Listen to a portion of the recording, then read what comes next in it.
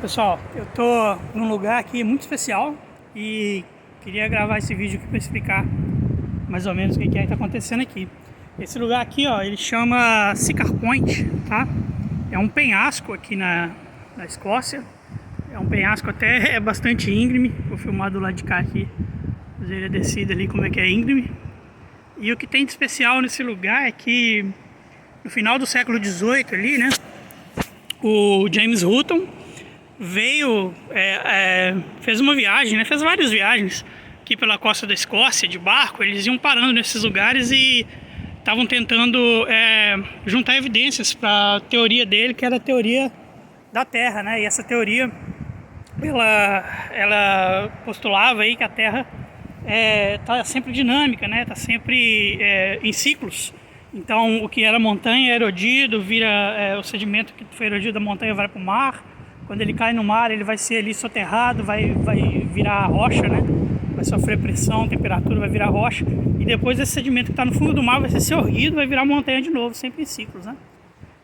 Então tem uma série de locais que o James Hutton foi e levou algumas pessoas que eram amigos dele, cientistas, né? No caso aqui ele trouxe o John Playfair e o James Hall, né? Foi muito importante trazer o John Playfair porque ele é um cara que escreve muito bem e conseguiu traduzir, né, mais para o público geral, assim, qual que era o sentimento aqui. E aqui a questão é a seguinte, né, eles sabiam que aqui é uma costa que chama costa de Berwickshire, né, bem na divisa aqui da divisa, um pouco mais a norte da divisa da Escócia com a Inglaterra, e nessa parte mais ao norte, né, eles sabiam que aflorava esse arenito, que a gente está vendo no chão aqui, é um arenito esvermelhado. Na base, na verdade, ele tem um conglomeradozinho, não sei se dá para ver que tem uns clastros aqui na base, né? Porque esses clastros são da rocha que está por baixo desse conglomerado, né? Então, por baixo desse arenito, a gente vê ali, ó, tem uma rocha que está com acamamento verticalizado, né? Então, por cima a gente tem o acamamento do arenito. Não é bem horizontal, ele tem um ângulozinho, mas bem diferente do ângulo da rocha que está por baixo, que é uma galvar, que é uma rocha de fundo oceânico mais antiga.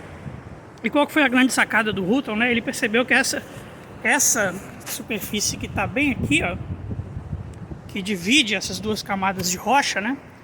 Que a gente consegue ver em toda aqui essa região do Siccar Point. Essa camadinha aqui, né? Essa superfíciezinha, ela representa, né, um hiato muito grande de tempo entre a deposição dessas rochas que estão por baixo e essas que estão por cima. Essas rochas que estão por baixo, elas foram um fundo oceânico, foram depositadas lá no fundo oceânico, sofreram aí pressão, temperatura e foram soerguidas. Quando elas foram soerguidas é que elas ficaram em pé desse jeito, né? Normalmente era para elas estarem depositadas de forma horizontal, como elas são depositadas lá no fundo do mar. Mas aí quando elas foram soerguidas, elas ficaram com essa, né, com esse acamamento em pé devido aos movimentos tectônicos que trouxeram elas do fundo do mar. E aí elas erodiram, né? Foram erodidas pela ação do tempo. E a superfície de erosão é exatamente essa superfície que está passando aqui, ó, né? Isso aqui indica onde foi que as rochas foram atacadas aí pela ação do vento, dos rios, quando foram erguidas de volta para o continente, lá do fundo do mar, né? Depois que elas sofreram essa erosão, um novo pacote de rochas se depositou por cima, né? Que são esses arenitos. Então a sacada do Hutton foi perceber que um espaço de tempo geológico muito grande, né, poderia estar representado por essa superfície que não tem nada, que não foi preservada. É como se fosse, né, se a gente fosse ler essas camadas de rocha como se fosse um livro que conta a história da Terra, seria um livro que a maioria das páginas dele foi arrancada, porque essas superfícies erosivas estão para todo lado, né? Hoje a gente sabe, né, com as datações de rocha, que essa galvaca, essa rocha que está aqui por baixo, ela é do Siluriano, né, do tempo geológico siluriano, e a de cima é do Devoniano. E essa superfície que está no meio, através da datação radiométrica, a gente sabe hoje que ela representa mais ou menos 65 milhões de anos de história geológica, dos quais a gente não tem registro, né, porque foram erodidos nessa localidade. Então você vê, né, é uma superfíciezinha aí, ó, que ela significa 65 milhões de anos que a gente não sabe o que aconteceu entre um soerguimento de montanha e o que veio depois, né? Então, realmente a história da Terra, né? Você tem que ir juntando pedacinhos aqui e ali, fazendo um trabalho de detetive aí para poder identificar. Aqui vocês conseguem ver, ó, a superfície erosiva é muito bem vista no floramento inteiro, aqui no penhasco inteiro, né? Dá pra ver essa rocha de baixo em pé e a de cima passando horizontal.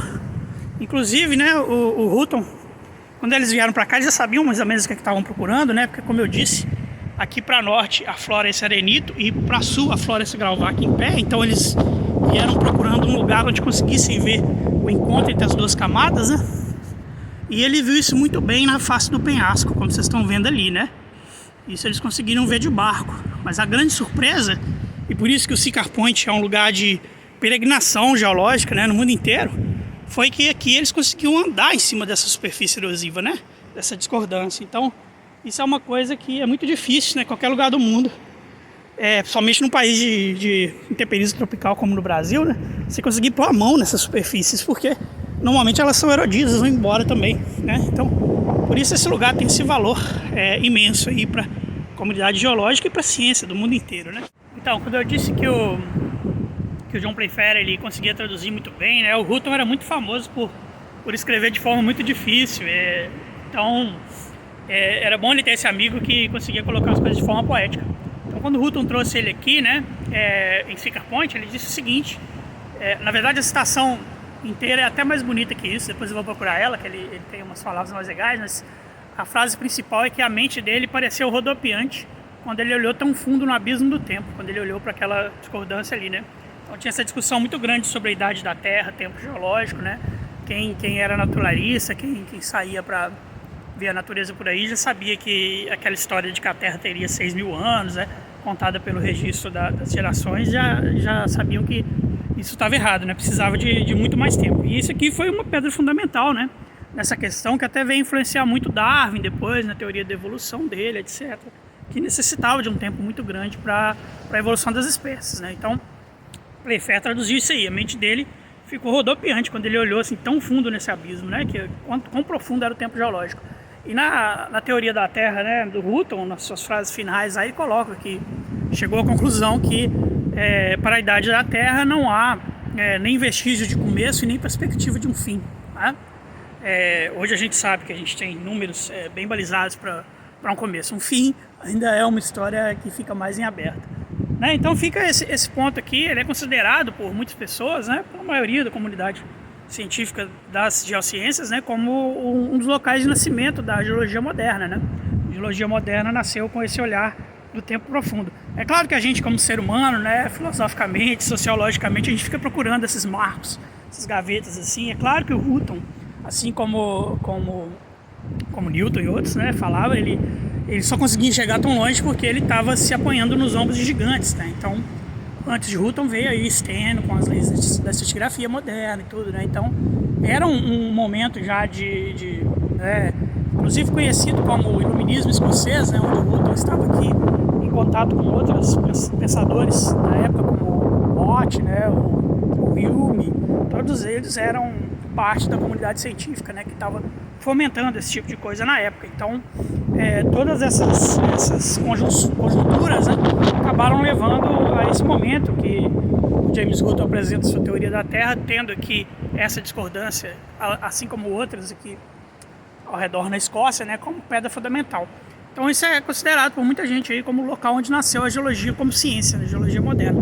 E muito interessante, né, nasceu bem em conta do iluminismo com o romantismo, que são dois movimentos muito importantes aí do milênio passado, né? Ao mesmo momento que a gente está vendo a geologia nascer como uma ciência que vem como base forte do iluminismo, né, tentando aplicar princípios científicos ao estudo das coisas, dos temas naturais, ao mesmo tempo tem um tom de romantismo muito forte também, né? Os primeiros geocientistas aí eram os Cavaleiros do Martelo, e eles nascem bem nesse encontro, quando a poesia inglesa passa para a fase de romantismo, além da poesia alemã também, com Goethe, com todo mundo, né? É aquela questão de observar a natureza e da natureza ser uma fonte não só de conhecimento, como uma fonte de prazer, como uma fonte de prazer estético, como uma fonte de alegria para o ser humano, né? Ao mesmo tempo que ela te deixa boquiaberto. Esse é um sentimento do sublime, né? O sublime, ao mesmo tempo que você não consegue compreendê-lo, né, por ele ser muito incomensurável para o ser humano, você se sente maravilhado de você conseguir entender que ele existe, né?